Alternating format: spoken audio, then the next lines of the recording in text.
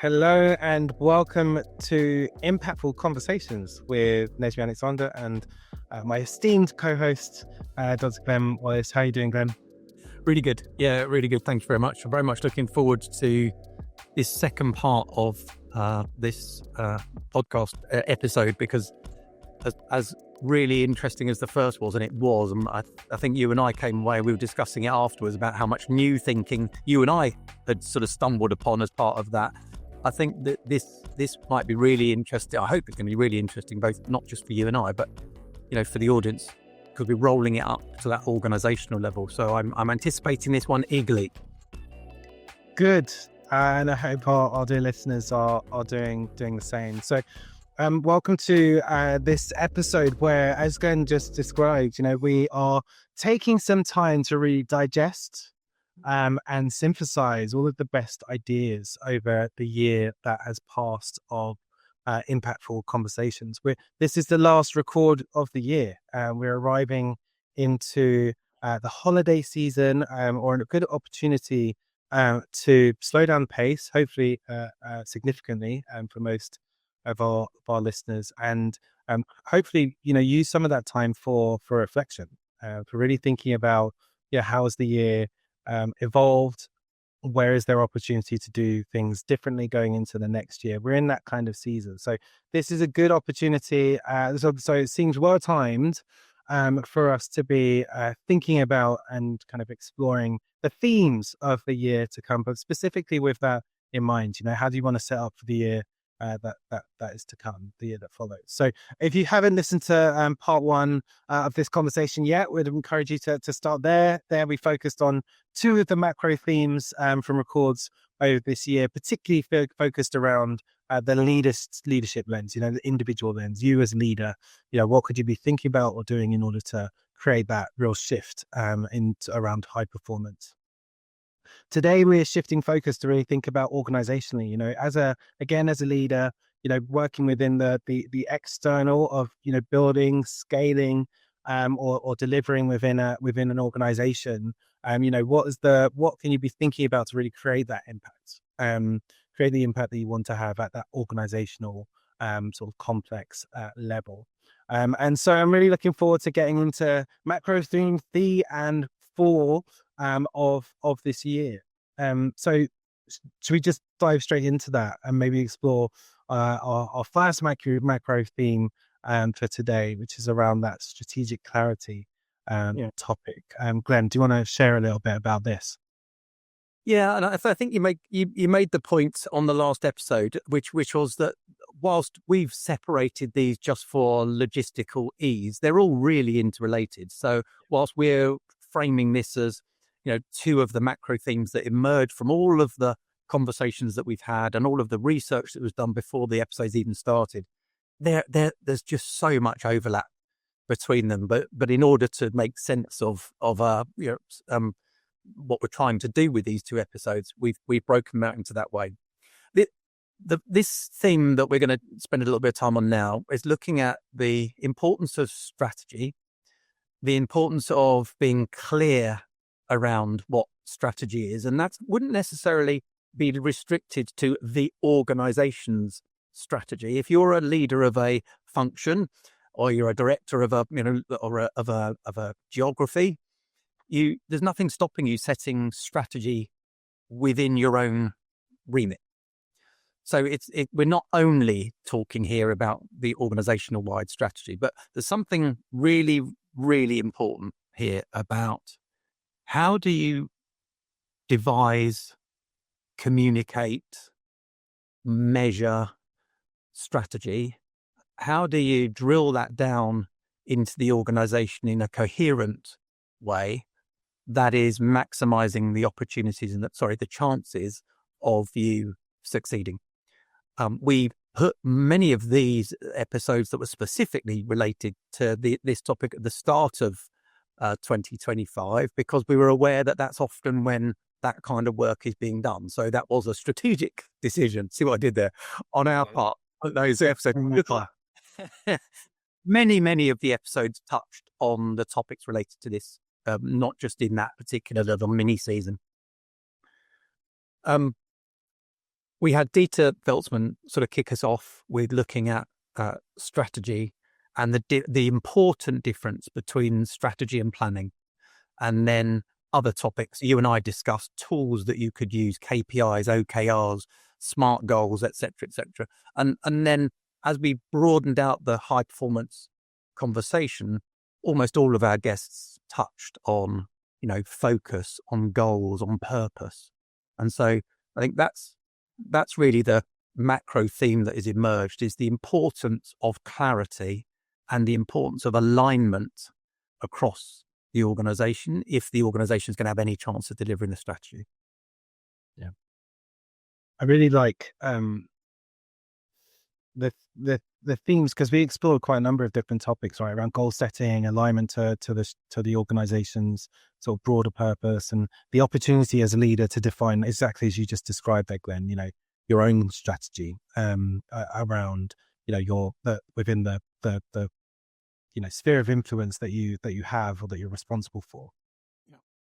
And actually, what really struck me across those various topics of conversation was that actually, really, is for me, what came up is it's about striking the right balance when we're talking about the strategic intent of the team and how we're going to measure the performance of the team against that intent.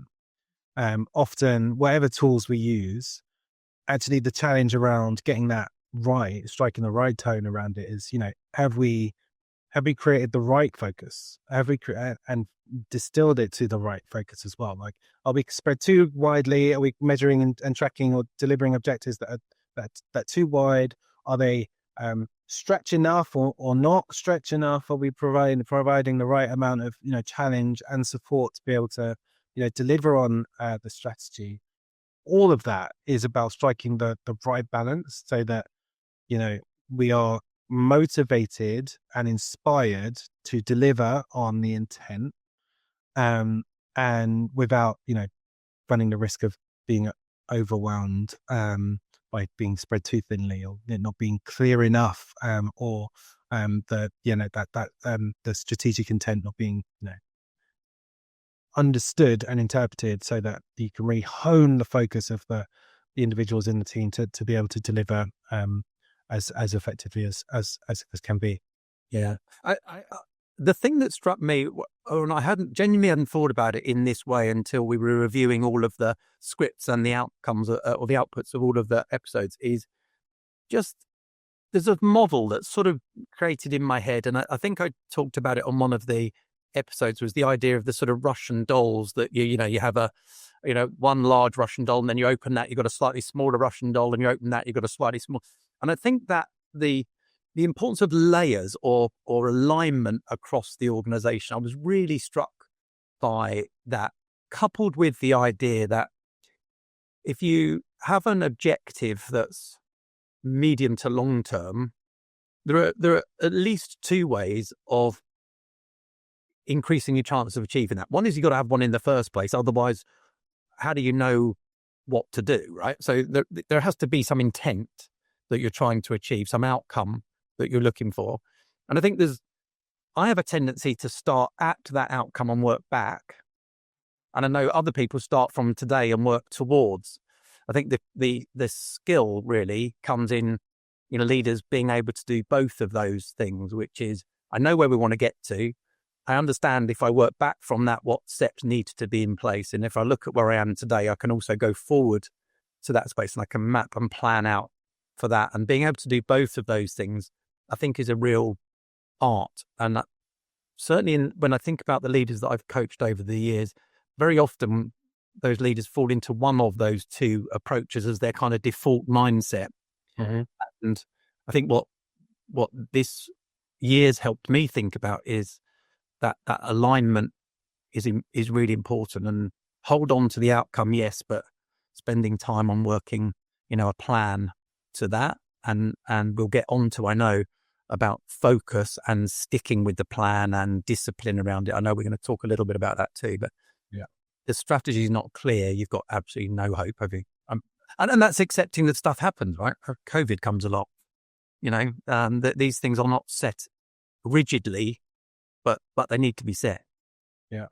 Well, that's the first sort of tool, hint or tip for any of our listeners to be thinking about that kind of working from the endpoint, starting at the endpoint and working backwards, or starting now and working forwards. I think that's a really good idea or challenge to play in for anybody that's thinking about their strategy or strategic intent for the year to come. Yeah. Tell us more about the Russian doll. You talked about the analogy of the Russian doll, but to help me think about really understand what you were describing around the alignment there. Yeah, I don't think this is as easy as it sounds. So the last thing I want to do is sort of patronize any of our listeners as if like, oh, this is so easy. Why are you not all doing it? I get the challenges, but let's say you started locally and said, this is what we've been charged to deliver as a team, right?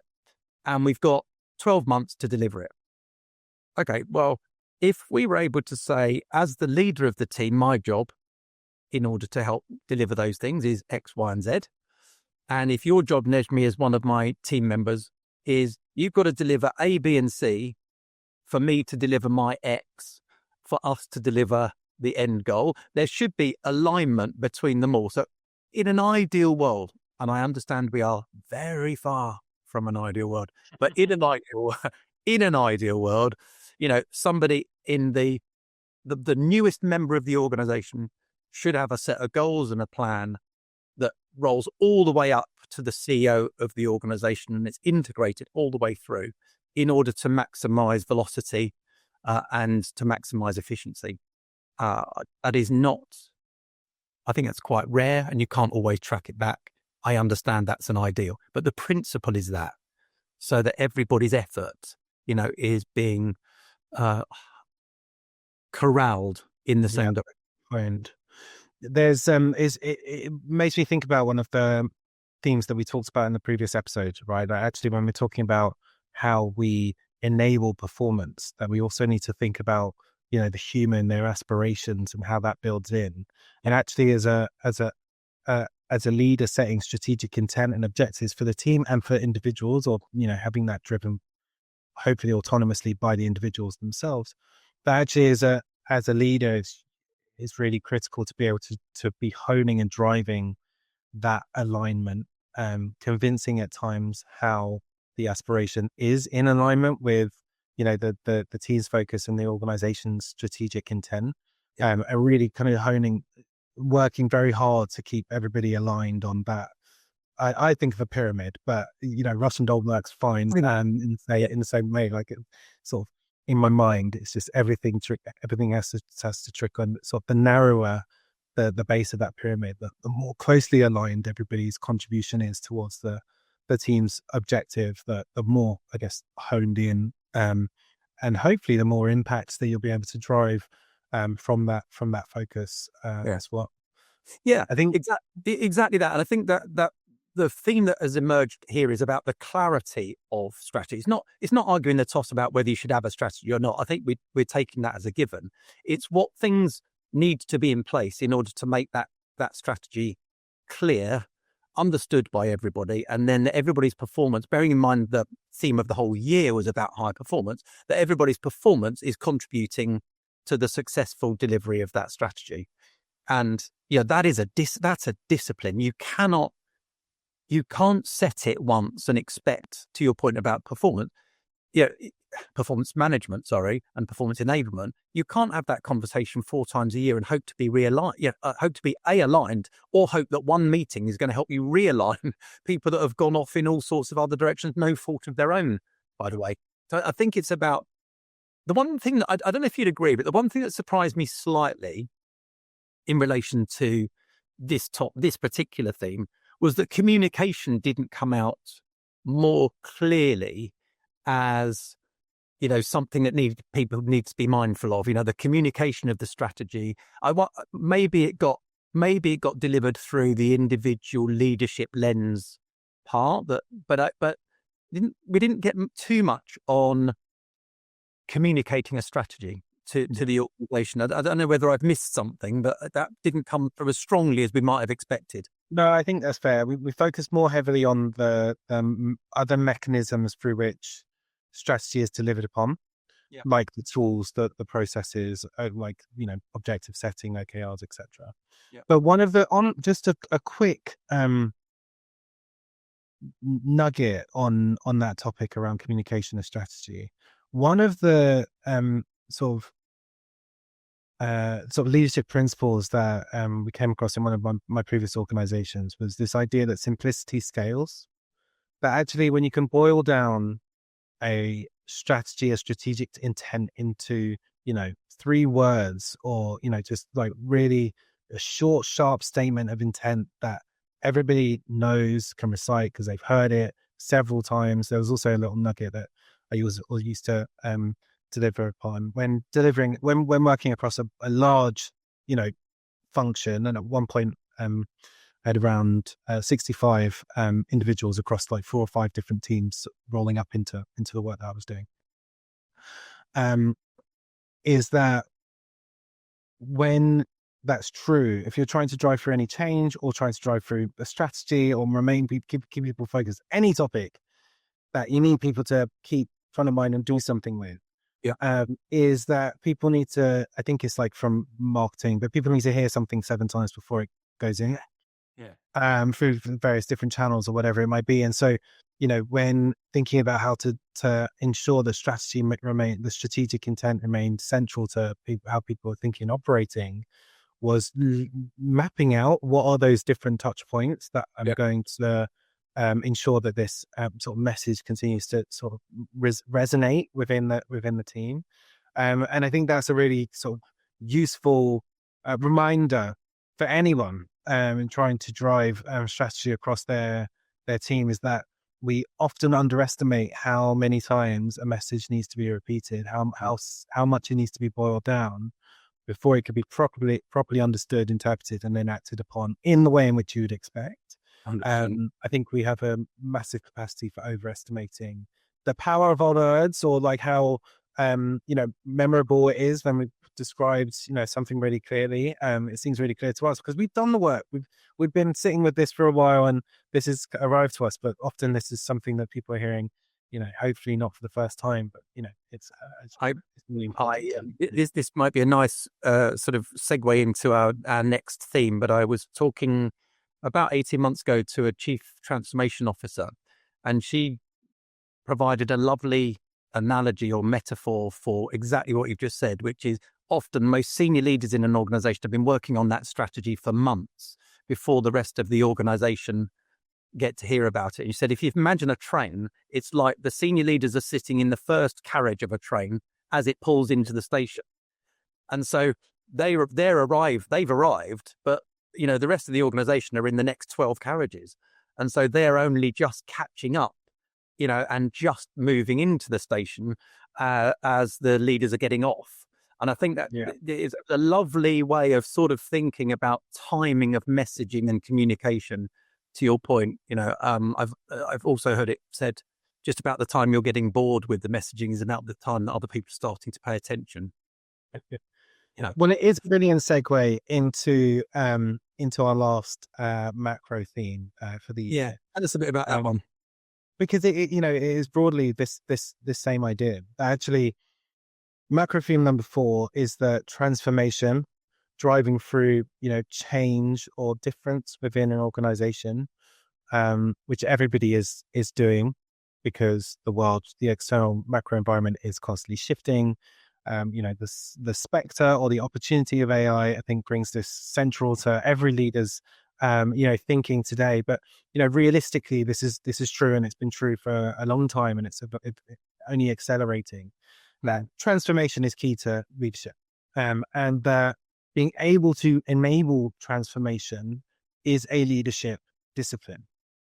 That organizational transformation, doing things in a different way, is not a project. It's not something that's driven by a project team. But actually, adoption or cultivating difference within an organization is a discipline that has to be led by people leaders. And so the macro theme number 4 is transformation as a leadership discipline. But actually, if we want to enable high performance within our organization, then as leaders, we need to cultivate adaptability within our people. We need to be able to manage risk effectively. We need to be able to ensure that, the change, the train that we are on, as arriving into the platform, that we're able to, shepherd people through that process, and provide the effective leadership to help people to navigate that. One of the sort of across many episodes, the theme of fostering adaptability came through. Justine Whitaker talked very strongly about the importance of adaptability in cultures that are set up for success, high performing teams and cultures. And actually, as leaders, this is something that we need to drive within our settings, within our teams. Yes, we can create strategic clarity. Yes, we can manage to high performance or enable high performance. But in order to be able to sustain that, we also need to be able to foster, being able to navigate through uncertainty, to genuinely drive, different, mindsets, different development, different ways of performing, because it's not something that is driven, by a project team. It's a function of leadership. Yeah. Yeah. Yes. It's a big topic, actually. It's a big topic because transformation, you have entire teams put into resourced into organizations to help transformation efforts go on. And I think when you're talking about an IT transformation, or an operating model transformation, or whatever that happens to be, or a big merger and acquisition type transformation, there are those kinds of transformations which are distinct and are an event in some ways. I think the thing that I took away that you've talked about so eloquently there is that you've got to realize that those kinds of transformations are reliant on the human beings in your organization to change themselves in order to help those things happen. And there'll be many who will run, at full sprint into change because they absolutely love it and they get energized by it, but as a leader, you're going to have a proportion of your team who are either going to be a little bit reticent, not very clear or confident, or those that are downright resistant.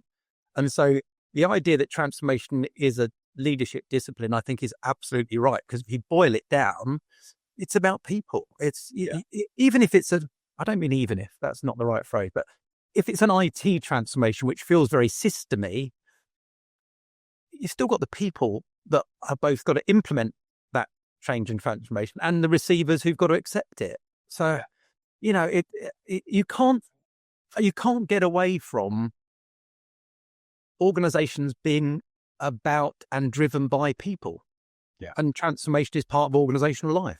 100% agree. Irrespective of where the change is arriving from or who's defining what that change is. Yeah.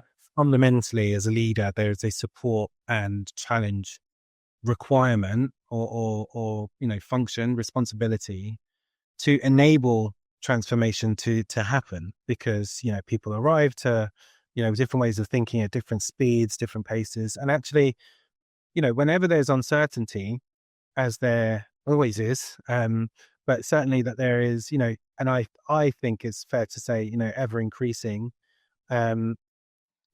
there's inevitably the human operating in uncertainty will feel a sense of resistance, will feel some, fear around the unknown or whatever it might be.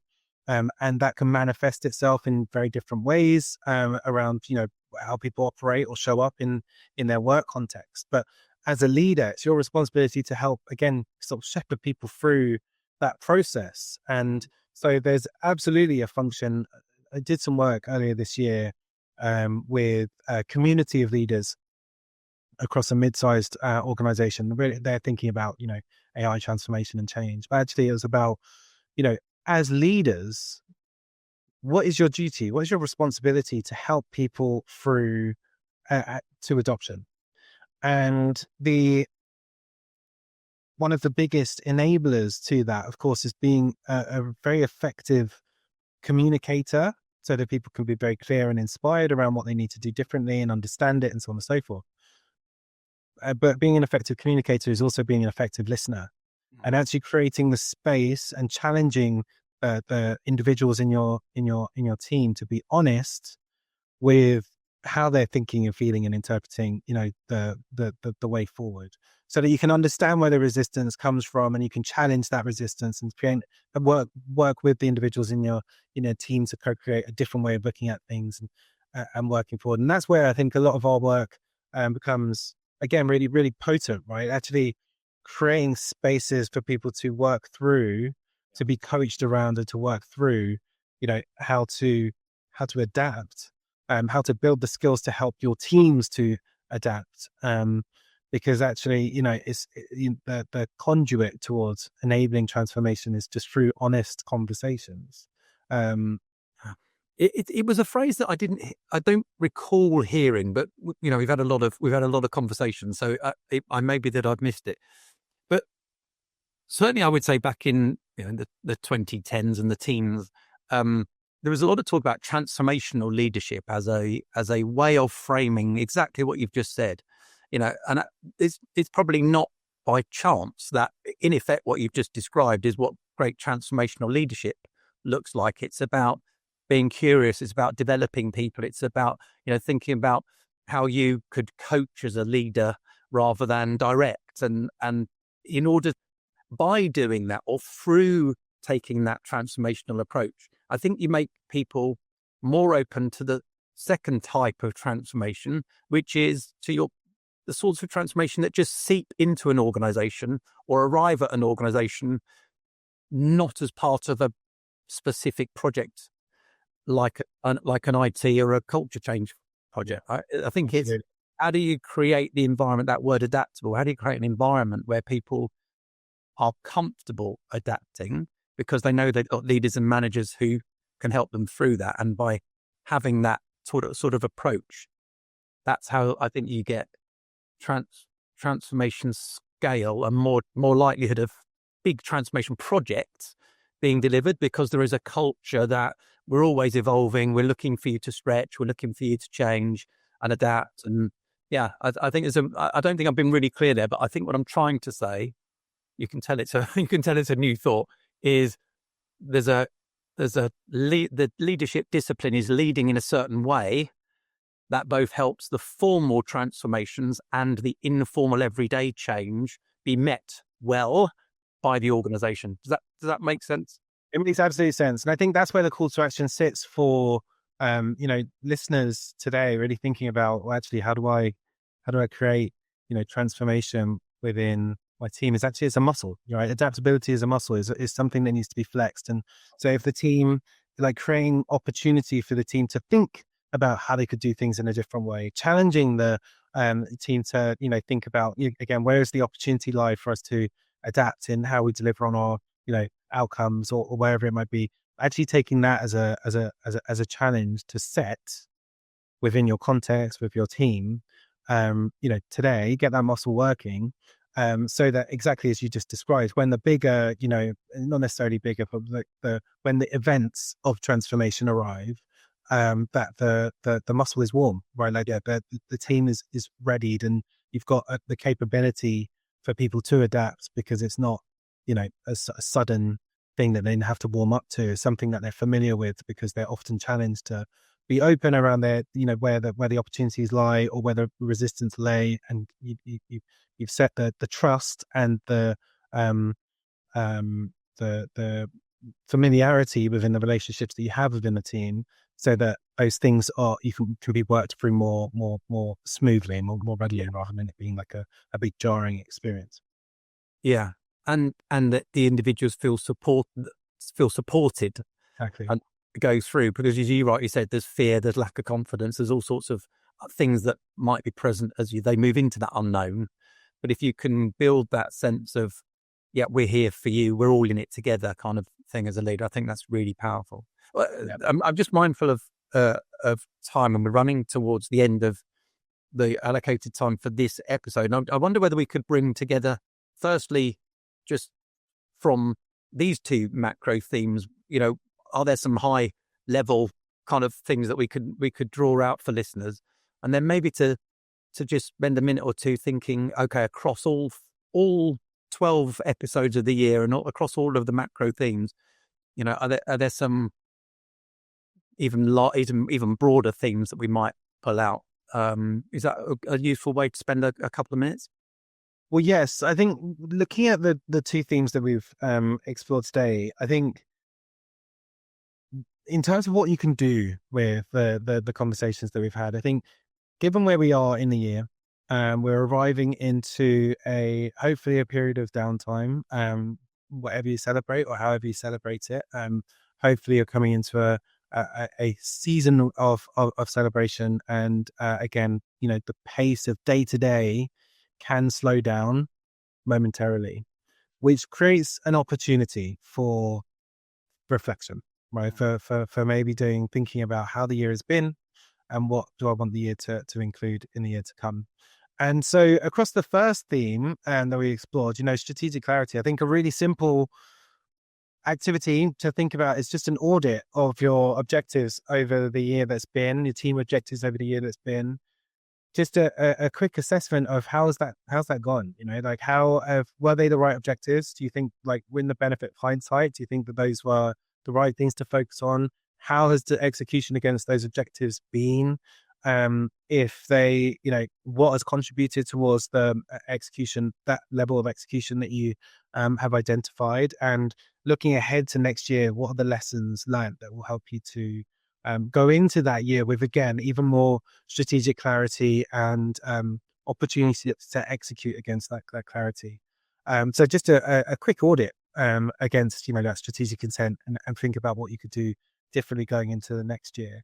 And I would say a similar topic around macro theme 4, transformation as a leadership discipline.